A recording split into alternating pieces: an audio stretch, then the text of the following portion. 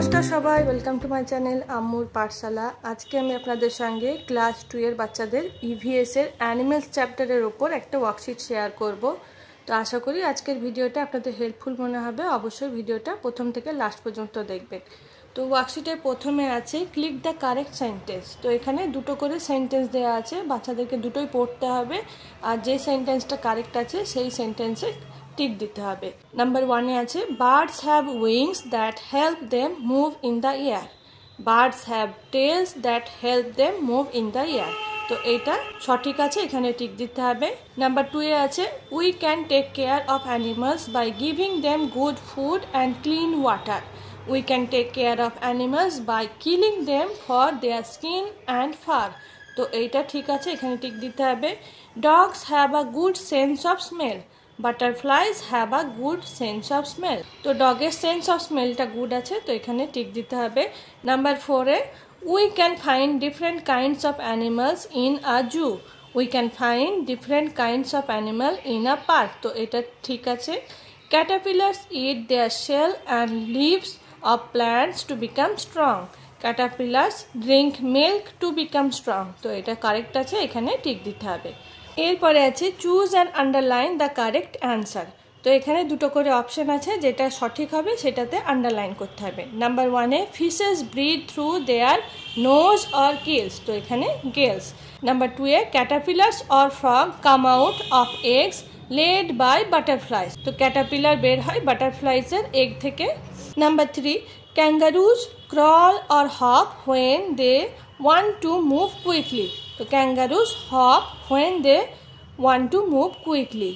The tusk of an elephant helps the animal to lift objects or breathe. তো টাস্কটা help করে lift object করতে। Cows or bears eat plants and flesh of other animals. তো বেয়ারটা হচ্ছে omnivorous, এটা প্ল্যান্টসও খায় আবার flash of আদার অ্যানিমালসও খায়। তো এটা হবে কারেক্ট অ্যান্সার।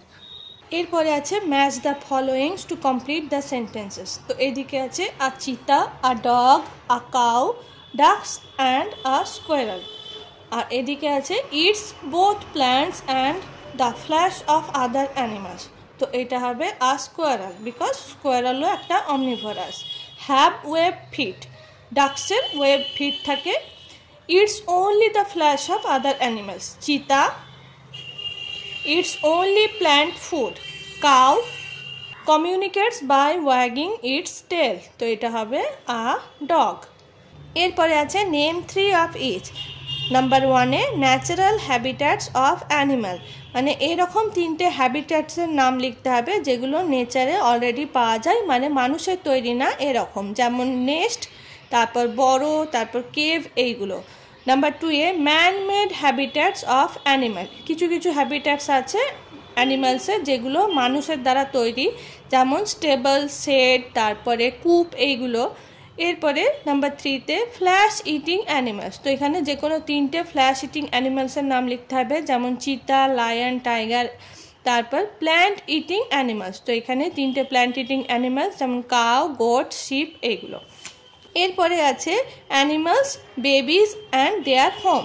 তো এখানে কিছু অ্যানিমালসের নাম লেখা আছে, এখানে তাদের বেবিসদের নাম লিখতে হবে, আর এখানে তাদের হোমসদের নাম লিখতে হবে।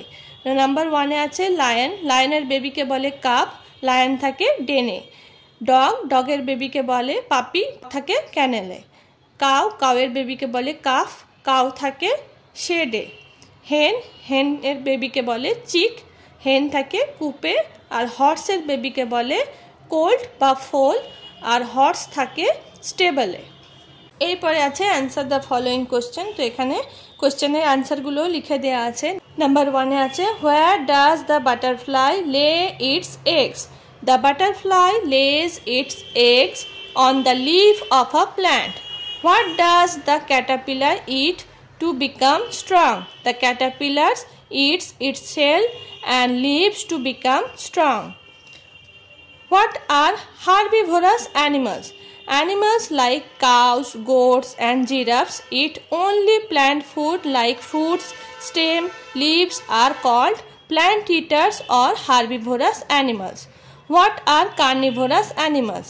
Animals like cheetahs, tigers and lions eat only other animals Those animals are called flesh eater or carnivorous. What are omnivorous animals? There are animals that eat both plants and flesh of other animals. These animals are called omnivorous. For example, bear, crows and cats. Number 6 is what is a pupa? When a butterfly forms a protective layer around itself, at this stage it has become a pupa. এরপরে আছে draw a life cycle of a butterfly. তো বাচ্চাদেরকে এখানে বাটারফ্লাইয়ের একটা life cycle draw করতে হবে। তো এই হলো আমার আজকের ভিডিও ইভিএস এর অ্যানিমেলস চ্যাপ্টারের ওপর। আশা করি আজকের ভিডিওটা আপনাদের হেল্পফুল মনে হয়েছে। ভিডিওটা হেল্পফুল মনে হলে অবশ্যই ভিডিওটাকে একটা লাইক করবেন ও চ্যানেলটাকে সাবস্ক্রাইব করবেন। Thank you for watching. Bye by.